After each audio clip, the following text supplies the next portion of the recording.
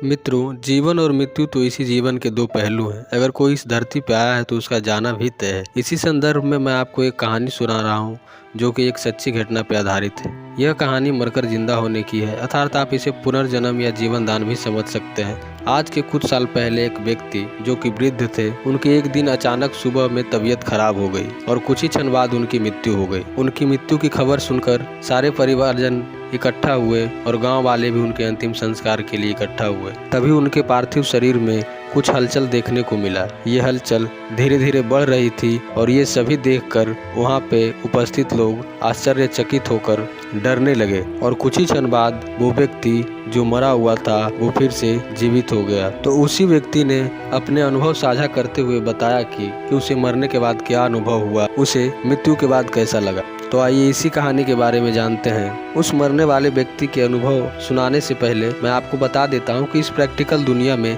आज जब आप सुन रहे हैं तो आपके मन में यह विचार आ रहा होगा कि यह एक सच्ची घटना न होकर हो सकता है उस व्यक्ति ने मनगढ़ंत कहानियां सुनाई हो। क्या सच में यमराज से इतनी बड़ी गलती हो सकती है? तो मैं आपको बता देना चाहता हूँ कि ऐसी घटनाएं होती हैं, लेकिन बहुत रेयरली किसी के जीवन में ऐसा होता है कि उसे मृत्यु के पश्चात का कुछ अनुभव हुआ हो और वो फिर से जिंदा होकर बता रहा हो। हालांकि ये विषय इतना रहस्यमयी होती है कि जिसके बारे में जानने के लिए हम सभी उत्सुक रहते हैं। ऐसा इसलिए क्योंकि हम सभी को कभी न कभी इस रहस्यमयी अनुभव को प्राप्त करना होगा, भले हम सब फिर से जिंदा होकर न किसी के साथ साझा कर सके। तो आइए जानते हैं कि उस व्यक्ति ने क्या अनुभव किए। उन्होंने बताया कि जब उनकी तबीयत खराब चल रही थी सवेरे से, तो कुछ क्षण बाद उनके सामने दो डरावने शक्ल वाले व्यक्ति उन्होंने देखा। वो इतने डरावने थे कि उनकी एक झलक भी उनसे देखी नहीं जा रही थी। वो इतने खतरनाक दिख रहे थे। वो बताते हैं कि वो शायद यमदूत थे। फिर उस व्यक्ति ने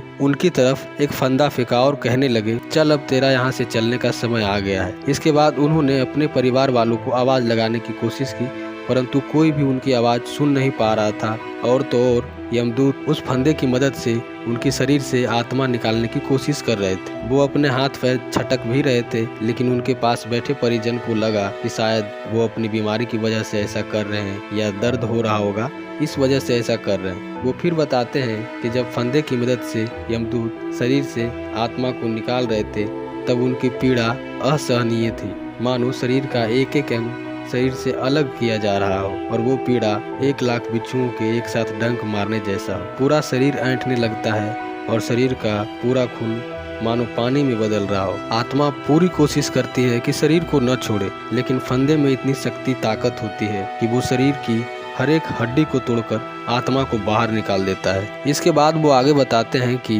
वो यमदूत आत्मा को लेकर चले गए, लेकिन जैसे ही वो मेरी आत्मा को यहाँ से ले गए, मेरा मोह इस धरती से अपने आप धुल गया। लेकिन हाँ, एक बात कि वो यमदूत मेरी आत्मा को बार बार मारते जा रहे थे। मैंने उनसे इसका कारण पूछा तो उन्होंने बताया, मैंने अपने पूरे जीवन में सिर्फ पाप ही किए थे और एक पापी आत्मा के साथ ऐसा ही होता है। फिर अचानक दोनों यमदूतों ने मुझे एक ऐसे रास्ते पे ले गए जहाँ घना अंधेरा था, एक भी इंसान वहाँ पे नज़र नहीं आ रहा था। इसके साथ ही उस जगह से इतनी बदबू आ रही थी मानो कितने सारे शव वहाँ पे पड़े हो। वो और आगे बताते हैं कि कुछ देर बाद मेरे साथ उन दोनों यमदूतों ने मेरे सिर पर मेरे ही पापों की गठरी रख दी, जिसका भार मुझसे सहा नहीं जा रहा था। उसके ऊपर से वहाँ की जमीन इतनी गर्म थी कि जैसे बहुत सारे सूर्य एक साथ तप रहे हों। मेरी आत्मा के पैर जल रहे थे, लेकिन जैसे ही इस कष्ट के कारण रुकता तो वो यमदूत मुझे फिर से मारने लगते। इसके साथ ही उन्होंने बताया कि फिर उनके सामने एक बहुत ही खतरनाक चीज आई, जिसके बारे में जानकर हम सभी की रूह कांप जाए। खून से भरी उस नदी में जहरीले जीव जंतु थे और मांस के टुकड़े और हड्डियां भी पड़ी थी। मुझसे उस नदी को पार करने के लिए कहा गया। मैंने उन्हें बहुत मना किया, लेकिन उन्होंने मेरी एक न सुनी। मैं जैसे ही उस नदी में गया तो जो दर्द का आभास हुआ वो मैं आपको बयां भी नहीं कर सकता। उस पीड़ा की तुलना किसी भी चीज से नहीं की जा सकती। वहां से निकलने के बाद मैंने बगल में ही देखा कि एक स्वर्ग का द्वार है और एक नर्क का द्वार है। नर्क में भयानक यमदूत किसी आत्मा को जलते हुए तेल में तल रहे थे। उस सभी आत्मा की चीखें मेरे कानों में सुई की तरह चुभ रही थी। इसके बाद वो एक बड़े से द्वार के सामने ले गए। वो जगह कोई और नहीं यमलोक थी, जहाँ यमराज राज करते हैं। वो मुझे दरवाजे पर छोड़कर अंदर चले गए। कुछ देर बाद जोरदार आवाज आई, इसका अभी समय पूरा नहीं हुआ है, जाओ इसको वापस छोड़कर आओ। फिर वो यमदूत डरे सहमे बाहर आए और मेरी आंखों के सामने एक पर्दा डालकर ले गए। एक झटके में मेरी जैसे ही आंखें खुली तो मैं अपने शरीर में था। मित्रों, उन्होंने एक और खुलासा किया, वहाँ कुछ आत्माएं ऐसी थी जो साइड के रास्ते से जा रही थी। वो रास्ता ना ही स्वर्ग का था और ना ही नरक का। आत्मा कौन सी थी, अभी भी उनके मन में एक सवाल है। और तो और उन्होंने कहा कि जो आत्माएं स्वर्ग में थीं वो कुछ विचलित नजर आ रही थी, यानी कुछ तो ऐसा है जो इंसानी सोच से परे है। तो देखा आपने किस तरह एक आदमी मरकर जिंदा हो गया और उसने उस सफ़र की पूरी कहानी बताई। लेकिन ऐसी किस्मत हर किसी की नहीं होती। ऐसा सिर्फ 100% में से 0.001% के साथ ही ऐसा होता है। गरुड़ पुराण की माने तो मरने के बाद आत्मा की यात्रा शुरू होती है। काफ़ी डरावनी और अलग होती है। गरुड़ पुराण में भगवान विष्णु ने पक्षीराज गरुड़ को बताया है मित्रों कि कैसे पापों के बाद व्यक्ति को किस योनि में जन्म लेना पड़ता है। सनातन धर्म में ब्राह्मण को भगवान के समान माना गया है। शास्त्रों में भी यह बात साफ किया गया है कि अगर कोई मनुष्य जानबूझकर या भूलकर भी किसी ब्राह्मण की हत्या करता है तो उसे ब्राह्मण हत्या का पाप लगता है और ये महापाप माना जाता है। ऐसे काम में साथ देने वाले मनुष्यों को भी कुंभीपाक नामक नरक में यातनाएं सहनी पड़ती है।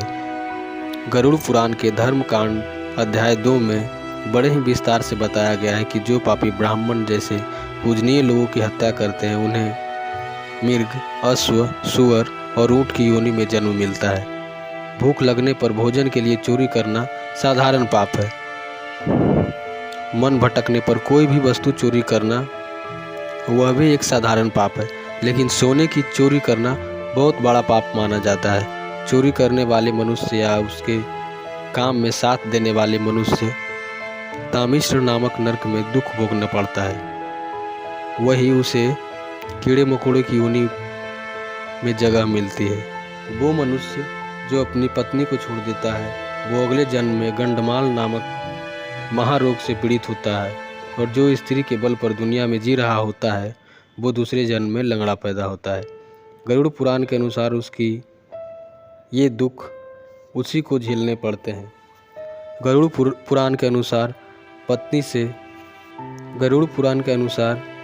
किसी दूसरे की पत्नी से संबंध बनाने वाले व्यक्ति को घोर नरक में जगह मिलती है। फिर वहाँ उसे भेड़िया, फिर कुत्ता, गिद्ध, सियार, सांप, कौवा और आखिर में बगला की योनि प्राप्त होती है। तो मैं आशा करता हूँ कि जो भी कर्म पाप की श्रेणी में आते हैं वैसे कर्म करने से हम लोग बचेंगे, ताकि हम लोगों के साथ भी कहीं ऐसा न हो कि अपने ही पापों की गठरी हमसे न उठाया जाए। इसी बात के साथ मैं ये वीडियो समाप्त करता हूँ। वीडियो देखने के लिए आपका बहुत धन्यवाद। जय श्री कृष्ण।